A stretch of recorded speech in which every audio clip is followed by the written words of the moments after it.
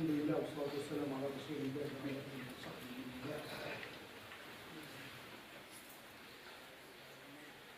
C'est toujours le même suspense, c'est toujours le même film,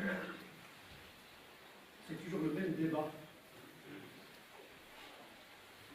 qui ne finit jamais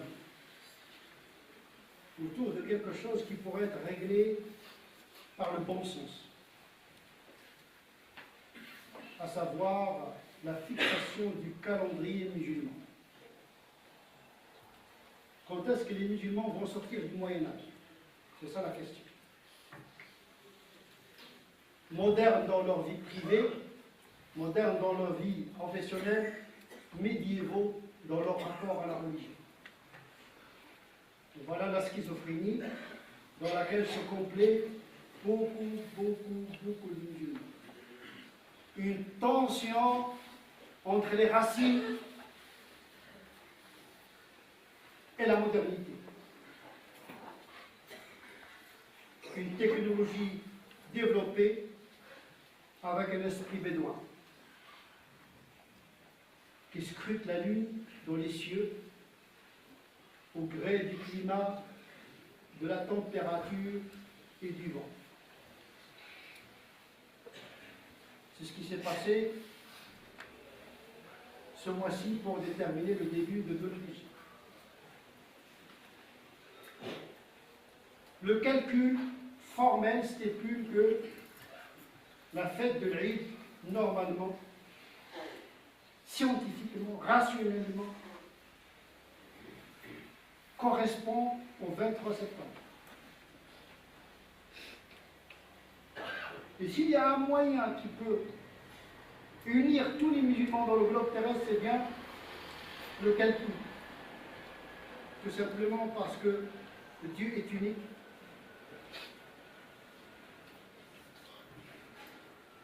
Le Coran est unique. Les lois d'Allah subhanahu wa ta'ala sont uniques et déterminées. Et le phénomène qui définit le calendrier liturgique musulman est lié à un mouvement des planètes déterminé qui obéissent à des lois uniques déposées par Allah subhanahu wa ta'ala lui-même et qui nous invite de les explorer. Contempler le monde. Pas une contemplation esthétique par l'observation, mais la contemplation par la raison et par le raisonnement. An-nadar dans le Coran ne signifie pas l'observation, mais signifie la perception de l'esprit qui vise à pénétrer, percer les lois d'Allah subhanahu wa ta'ala, les mystères de Dieu déposés dans l'univers. On va leur montrer le signe dans les horizons et en eux-mêmes pour qu'ils atteignent la vérité.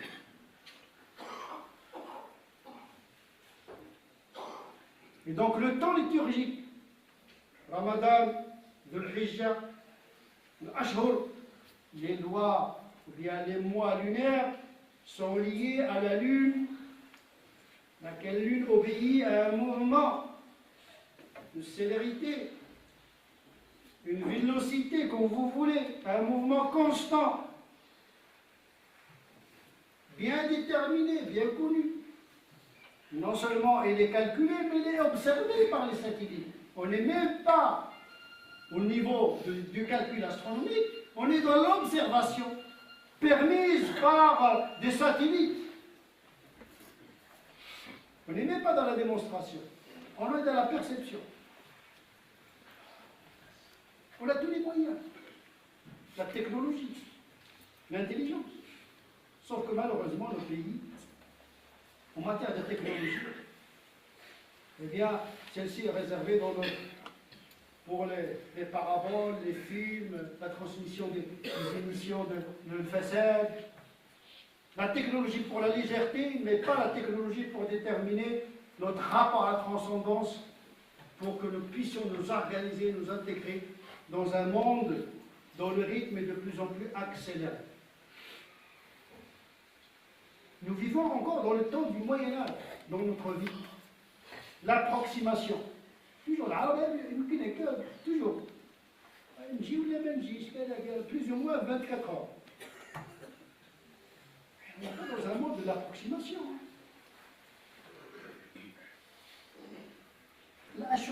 même le rythme, il est déterminé. Il est déterminé par un temps, mais le temps il est lié au mouvement. Il n'y a pas de temps sans mouvement, mais le mouvement il est lié à celui des astres. Mais les astres, on les connaît aujourd'hui. Même au Moyen-Âge, les savants calculaient. Nous avons encore des manuscrits de calcul qui déterminent la naissance et l'apparition de la Lune. Nous en sommes, ce sont les leaders et les bâtisseurs de cette science qu'on appelle l'astrophysique et l'astronomie. On s'est déjà trempé pour le mois de Ramadan. L'Arabie Saoudite a reconnu, comme d'habitude. C'est trop facile de dire on s'est trompé. Il n'y a pas de PV, il n'y a pas d'impôt à payer quant à ces erreurs qui engagent les gens dans leur vie spirituelle et leur vie sociale. Voilà. Les gens sont dans la vie, ils n'ont pas de contraintes, etc. Plus ou moins 2 jours, 3 jours, flottement, il n'y a pas de problème. Comme si on est encore dans le désert. Déjà, les musulmans ont du mal à respecter les 5 prières, tellement ils sont dans une vie accélérée, un rythme exponentiel, d'une célérité de plus en plus accélérée. On a besoin de définir correctement les temps spirituels. C'est possible. Sauf qu'on veut vivre au Moyen-Âge. Même pas. Et ce qui est hallucinant, cette fois-ci, c'est que tout le monde s'est mis d'accord pour se tromper. Même la Turquie, qui normalement adopte le calcul, je ne sais pas quel calcul a adopté. Est-ce que c'est de la géopolitique? Est-ce que c'est une stratégie? Et si on consulte la religion, c'est pas possible que pour une fois, tout le monde se met d'accord. Pour nous mettre à dos, pour nous mettre à l'exception, parce que Bouddha, apparemment, c'est la seule dans le monde qui a annoncé l'Aïd pour le 23. Nous sommes donc une bizarrerie de la communauté musulmane dans le monde. Les gens n'ont rien compris. Où est-ce qu'elle est la vérité? Mais sachez, mes frères et mes sœurs, que la vérité ne dépend pas des statistiques et des probabilités. La vérité, ce n'est pas une question de nombre. Sinon, les non-croyants auraient raison des musulmans. Attention, la vérité, c'est pas la Oumma, etc. Non, Abou Bakr était tout seul, contre tous les compagnons. Et on sait dans l'histoire de l'islam qu'une personne peut avoir raison contre tous. Nous considérons que le 23, c'est le jour de la fête. Le mercredi. Et que le jour de Arafat, c'est le mardi. Et celui qui veut jeûner, qu'il jeûne le mardi. Parce que le jeûne n'a rien à voir avec le rassemblement des pèlerins. Seuls les pèlerins sont concernés par le rite du pèlerinage. Le jeûne et le rite sont liés au temps spirituel. La seule pratique qui est liée à un lieu, c'est le pèlerinage. Le jeûne, les 5 prières, les prières de la fête ne sont pas liées à un espace particulier. Donc il n'y a pas de transfert. Parce qu'au Moyen-Âge, les gens n'avaient pas le parabole pour savoir est-ce que les gens sont sur le mont de Arafat pour faire la fête le jour d'après. Parce qu'il était conscient que la fête et le jeûne du jour, Siyam Arafat, Siyamu Yawmi Arafat, on jeûne le jour qui correspond au 9e jour de Dhul Hijjah. Donc il est lié au temps. Et donc jeûner le mardi, pour ceux qui adoptent le calcul, bien sûr. Pour ceux qui veulent le suspense de viser la lune, ça c'est toléré aussi. Et donc pour nous, l'Aïd n'a aucune correspondance, n'a aucune mécanicité, n'a aucun rapport avec la station et le rassemblement du monde à Arafat. Il faut que les gens le sachent.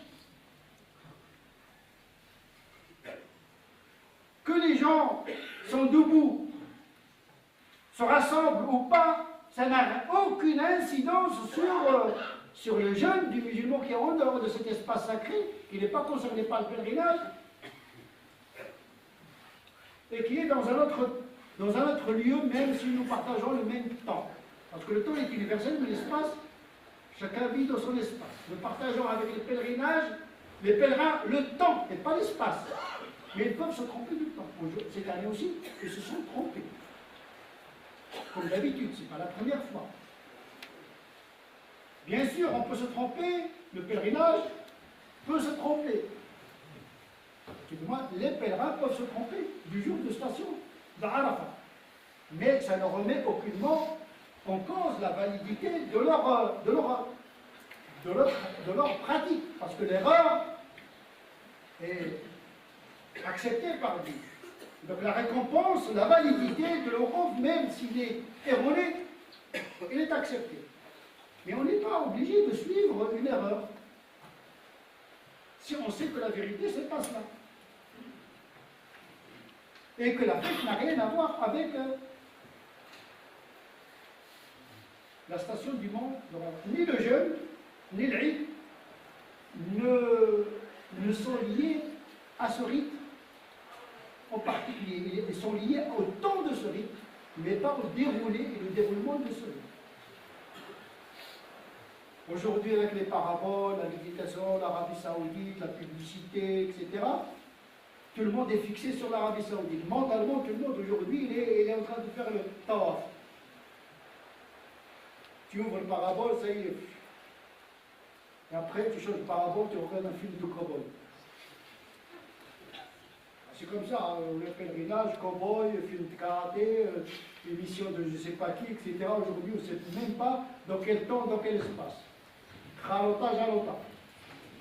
Mais en tout cas, tous les gens, ils font le tawaf virtuel. Donc ils pensent qu'ils sont dans le pèlerinage. Donc ils veulent vivre le pèlerinage à travers le jeûne du mois de Ramadan, le jeûne du jour de Arafat et l'Eid. Ça n'a rien à voir. Bien sûr, c'est un moment œcuménique, mais un rassemblement spirituel, parce que le sacrifice de l'Eid, il a correspondance avec le sacrifice que fait le pèlerin. Donc il y a bien sûr une union symbolique entre nous et les pèlerins. Nous vivons d'une certaine manière ce moment abrahamique, parce que le pèlerinage est instauré par Ibrahim, mais la fête de l'Eid également, il inaugure et entretient la souvenance d'un du mois d'Abraham. Mais ils peuvent se tromper de temps. C'est le cas également. Nous avons annoncé l'Eid le 23, conformément au calcul établi par l'astronomie. Il y a l'astrophysique. Que faire? La prière le 23 ou le 24. Donc on est partagé entre l'éthique de la conviction et l'éthique de responsabilité. Parce qu'il y a beaucoup de gens qui vont être troublés. Ils ne vont rien comprendre. Ils ne vont pas courir derrière chaque musulman pour lui dire attention, la fête de l'Eid n'a rien à voir avec la station du mois d'Arafat. Parce qu'eux-mêmes se sont trompés, se sont bourrés. L'Arabie Saoudite, il a induit les pèlerins en erreur. Mais l'erreur est excusée. Mais l'erreur est là. Ce n'est pas parce que l'erreur est excusée qu'il faut l'oblitérer. Comment éviter cette erreur? Et sauver l'honneur des musulmans. Parce que c'est ridicule que tous les musulmans cautionnent cette erreur. Donc il faut beaucoup de courage. Sauf qu'on est vraiment partagé. On a fini par trouver une solution. Une solution qui reste dans le cadre de le faire. Bien sûr. Nous avons maintenu que l'Eid c'est le 23, mais on va le différer par dérogation. Il faut toujours sauver le principe. C'est pourquoi le Roxa, il est là pour sauver le principe. Comme salade, on coupe la prière, etc. Mais la prière, on sait que la prière est déterminée dans des temps bien précis. Parce qu'il y a une dérogation qui permet aux musulmans de différer, ou bien de pratiquer la prière du vendredi le deuxième jour de l'Eid. Donc, tout en restant dans la légalité, nous confirmons le principe du calcul. Nous disons que le premier temps de l'Eid, ou bien le temps réel de l'Eid, c'est le 23, mais on va le différer justement pour éviter le trouble mental et spirituel d'un certain nombre de musulmans qui ne comprennent pas, ou bien qui ne veulent pas comprendre, ou bien qui attendent la petite erreur pour le fusil là, il est prêt pour tirer. Déjà, tu ne fais rien, et tu es accusé. Si tu commences à faire la fête tout seul dans le monde, parce qu'ils seront isolés du monde d'une certaine manière.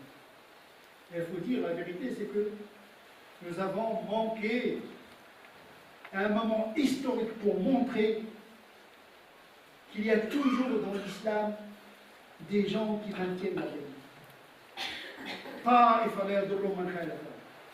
On aurait bien aimé que les Bordelais soient honorés par cette posture, mais malheureusement, la réalité de notre communauté nous tire vers le bas.